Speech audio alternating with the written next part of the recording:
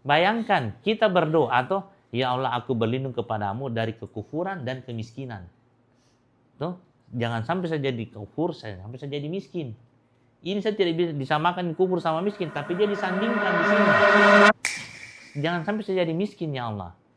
Berarti memang ini diperintahkan kaya. Ya kan? Baru kenapa banyak amalannya hanya khusus untuk orang kaya? Bahkan ada juga literasi dalam agama Islam memang tentang ganjarannya ini sama. Kau lakukan amalan ini dunia dan seisinya, lebih baik pada dunia dan seisinya. Kalau kau amalan ini akan membebaskan hutang, kemudian amalan ini 1.000 dinar apa semua, di ganjaran dunia. Baca ini supaya dimudahkan urusan hidupmu. Tidak ada yang ganjarannya akan menjadi miskin. Berarti itu tidak ada keutamaan, tidak ada perintah, bahkan tidak ada keutamaan menjadi miskin. Jangan sampai ada yang kita bilang, kalau dia lebih lama hisapnya, ya kalau gitu berarti miskin bagus dong. Tidak, saya tidak bilang juga jelek itu miskin. Tidak apa-apa kalau kita miskin, yang penting kita bertakwa. Cuman kurang banyak manfaatnya. Jadi jangan dicita-citakan. Tapi kalaupun kita sudah ikhtiarnya maksimal dan takdirnya miskin, semua takdir Allah pasti baik.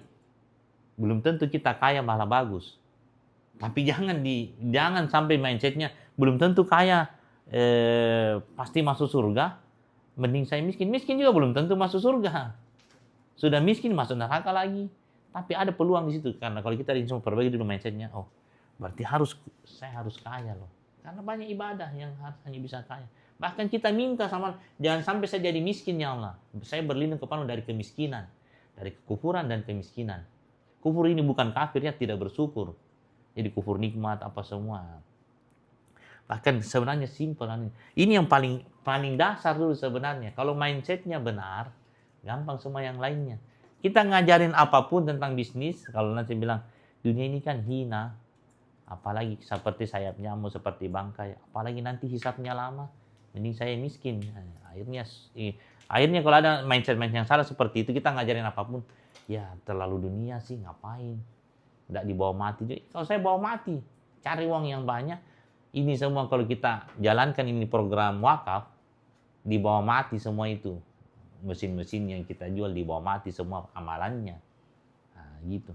Makanya saya bilang ingat tuh, purpose-nya apa? Kita hidup paling, kalau panjang umur tuh, 70 tahun. Jangan sampai umur panjang itu bikin kita amalan malah dosanya banyak. Insya Allah kita panjang umur tapi amalannya bagus. Nah, tapi ukur sendiri, kalau sekarang saya mati atau sore sebentar mati, masuk surga atau dapat nikmat kubur atau tidak, atau siksa kubur. Kalau kita ukur diri sendiri kan tidak ada yang tahu kan. Kita masing-masing pasti tahu sendiri dosanya apa sebelum-sebelumnya. Dulu saya pernah ngapain. Kayaknya kalau dihitung-hitung, sepertinya kalau saya mati sebentar sore, siksa kubur. Terus saya siapnya apa? Kalau seandainya saya mati misalnya besok sore, ya kalau bisa siang ini saya sudah dapat proyeknya masjid dan di jalan saya ada kontribusi itu. Selama saya mati, bukan cuman amal pahala saya yang bertambah waktu saya hidup, tapi waktu saya mati pun masih ada amalan yang bertambah dari amal jariah.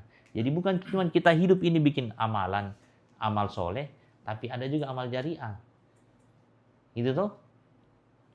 Karena ini di sini waktu orang mati putus semua amalannya. Tuh, sudah selesai semua amalannya, tidak bertambah lagi. Tapi ternyata transaksinya belum selesai. Kalau ternyata kamu banyak dosa sama orang, ya amalanmu diambil. Ada lagi dosa sama ini, amalan diambil. Sudah sedikit amalannya diambil lagi karena banyak dosa sama orang, kan suka gibahin teman kantornya misalnya. Akhirnya diambil amalannya. Sampai habis. Terus kalau habis gimana? Ternyata masih ada lagi dia jahat sama orang. Tapi amalannya sudah tidak ada, bagaimana? Saya bukan ustadznya, tapi saya dengarnya juga begitu dari ustadz. Bukan minus, dosanya orang, amalan buruknya dipindahin. Itu yang namanya orang merugi.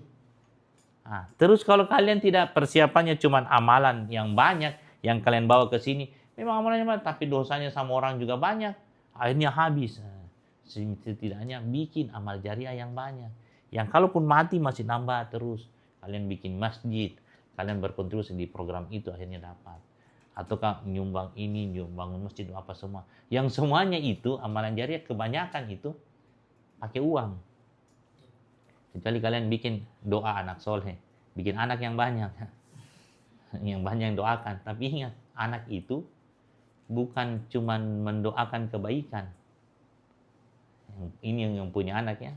Ada dia yang mendoakan keburukan sama orang tuanya kalau tidak dididik dengan baik.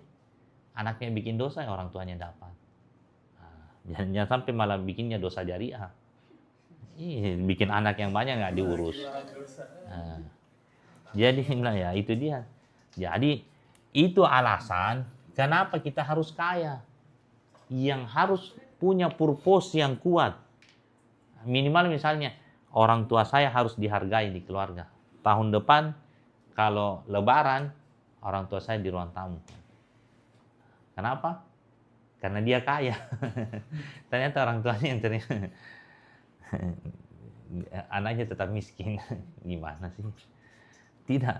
Pokoknya harus misalnya gitu ya. Atau saya harus bantu orang. Enak, maksud saya gini. Bantu orang itu mungkin kalian karena belum terbiasa ya. Biasa bantu. Ini saja, maksud saya gini ya. Saya saja pribadi ya, ada kebanggaan kalau lihat pegawai makin banyak. Ya, tidak harus saya terima kasih, enggak. Ya, ada kebanggaan.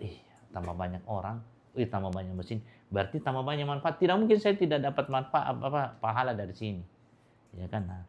Atau bahkan kalau misalnya coba kalau sudah kalian rasakan kasih orang uang yang sampai dia nangis, sampai ada kebanggaan di situ, kekuatan yang bisa ya.